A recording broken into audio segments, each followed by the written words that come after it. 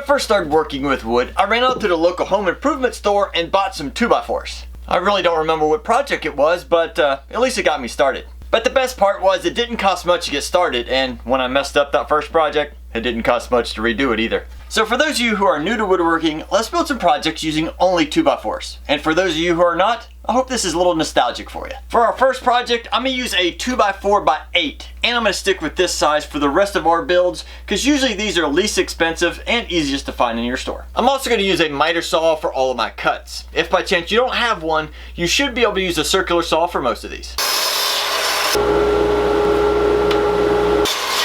For this first project, we need 3 boards at 15 inches, 1 at 12, 2 at 10.5, and 2 at 7. My first step is to attach the 7-inch boards on top of the 10.5-inch boards.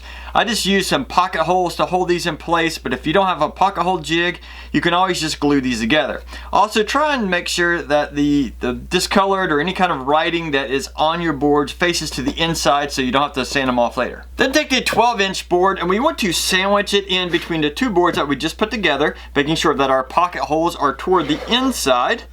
And then we want to raise it up so that it is about halfway between each of these boards. Then we're going to clamp it together and then screw it together. Now make sure one of your screws goes through your top board and one goes through your bottom board, and that'll make it even stronger. Next, grab one of your 15-inch boards and we're going to stick it on this lower level, and we're going to secure it in place with 4 screws. It's also a good idea to pre-drill these holes so it doesn't crack. Then you want to secure the top 2 boards on that top section with 4 screws in each one, and you are finished. Now you have a mini step stool. This would be great for kids or maybe in tight locations where you can't get a ladder. But look at there, this is nice and sturdy. It is really, really strong. You could probably jump up and down on this and not have any problems. But there's a very simple project for number 1. For project number 2, we're going to need a total of 4 2x4s. On your first 2 boards, you want to cut them directly in half, so that you end up with 4 pieces right at 48 inches long. Now there's always a chance, as you see here, there's paint on the end of these, so I'm probably going to have to cut about a 1/4 inch off, so they might be just a little under 48 inches, but still you want it as close as possible. Next, on your 3rd board, you want to cut out 2 at 16 and 4 at 15. And finally, on your 4th board, cut out 1 at 42 and 2 at 13. Let's start with building the legs. So we're going to need 2 of the 15, 1 of the 16, and 1 of the 13. We now want to take the 2 15s and put them on end, and then take the 13 and you just want to kind of sandwich it in between them. We're not going to secure this one, we're just kind of using it as a guide. Then take the 16 and put it on top. Make sure everything is in alignment and there's nothing too far off. Then take one of your other existing boards, and we just want to use it kind of as a guide on the outside as well, so we can make sure everything is nice and square. Once you have the base kind of in alignment, take a clamp or something that you can squeeze these together with so that they don't move, and then we can secure it from there. It's now time to screw these 3 boards together, and you can do that in 2 ways. One, you could do pocket screws from underneath, or you could just do some screws from the top, and that's what I'm going to do. Then we want to take our 13-inch board, raise it up about 2 inches, keeping it centered from side to side on these boards, and secure it with screws on the end. And once you complete that first one, repeat that process so you can have 2. I've separated out the legs, making sure that the roughest sides are facing in so it's less likely to be seen. Then we're going to take the 42-inch board and we're going to place it down so that we can attach it to those lower pieces on the legs. And once those are in place, then the top should go on real easy. Before I attached that lower board, I wanted to test one thing. So I grabbed one of these top pieces and I put it in place. The overhang here is about 1/4 to 1/2 inch. And I was actually hoping for a little bit longer, so apparently somewhere in my math I messed up. The great thing about the 2x4s is that, again, if you mess up, they're inexpensive and you can just replace them. Fortunately, my piece is a little too long, not a little too short, so I don't have to replace anything. I just need to trim it down a little bit. So after a little bit of measuring, I think if I go out about 2 inches further than it currently is, it'll look a lot better. So instead of 42 inches on this board, we're going to trim it down to 38.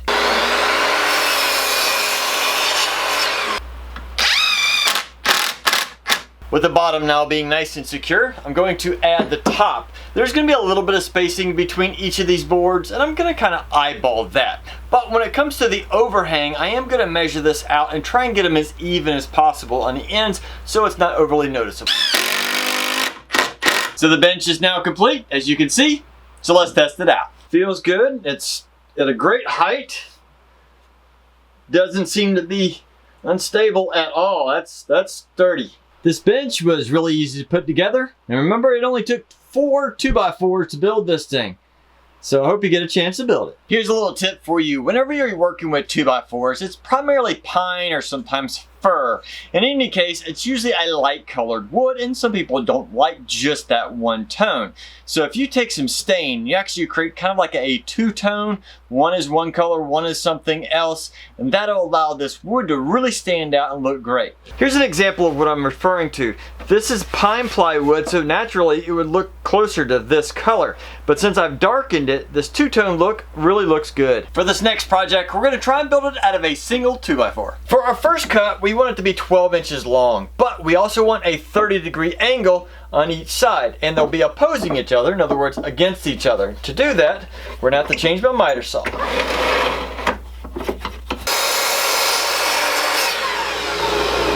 With the 12-inch cut out, I now want to cut out a secondary piece, and this one to be about 22 inches long. But there's another exception. I don't want the angles opposed to each other. I want them going in the same direction. Here's a quick tip for you when you're cutting out that second piece. I'm going to use this mat down here that's already stretched out and labeled in inches to make it really easy to understand. If I was to put this corner on 0, which we'll do here, well, we'll do it right here next to the numbers, and I need to measure out here to be about 22 inches long. If you look down at this end, here, let me zoom in for you. Instead of trying to measure out that weird angle here to get the 22, just measure out to the closer cut at 20 inches, and then that long cut will come out right next to 22. I then went and cut one more piece. This one is about 16 inches long and looks very similar to that first one we cut out. And now we're going to do just a temporary assemble here. We're going to angle these and put this one up here. Any clue what I'm doing yet? Next up, I need 4 pieces that are about 4.5 inches long, but I want them to be squared off on both ends. So I've set up the miter saw. We're going to cut off this angle and then cut those out. After cutting out those 4.5 inch long pieces, I went ahead and cut out 2 at 15 inches. I'm going to combine these two together in just a minute, and that'll be our base, but we'll come right back to that. To attach these long pieces to our main shaft there, I'm just going to use pocket holes just because it's the fastest. But you could always glue these together or find another way. Now time to attach these boards. Our first one is going to be about 2 inches up from the bottom, and our second one is going to be about 10 inches up from the bottom. Once I got the arms attached, I attach what I'm now going to call the pedestals. But if I let go, you'll see it is heavy this way. That's why I have 2 pedestals on this side. So once we have our items on all 3, it should kind of balance itself out where it doesn't want to fall. But initially, it is heavy in this direction. Moving back to our base, I'm just going to use pocket holes on the bottom side to attach these together. But you'll notice that there is kind of a dominant looking seam here, and since I'm doing this for beginners, there's no real easy way to take that seam out. But if we paint this, it won't be as noticeable. But if you happen to have a table saw and you kind of run down each of these sides, you can make that seam fit together really nicely and it'll almost be unnoticeable. With our base now secured together, I want to attach the center post, but it's going to be offset. I want this side to be about 2 inches and this side to be about 9 inches, and that should counteract any kind of weird balance effect that might happen. That'll also allow me to display another item over here in this area. Our display stand is now complete, with maybe one exception. On the pedestals and on the base, you could paint those black and then leave the main arms of this natural color, then put polyurethane over everything. I think it would really start to pop and look really good. Now, you can then start putting whatever you want to display on it, whether it's plants, candles, little statues, or whatever you like, and this will look really cool. Now we started off with super simple, and we worked our way up to a little bit more technical with the angles, but in any case, these are great projects for beginners. So I hope you can get out in your shop and have fun building.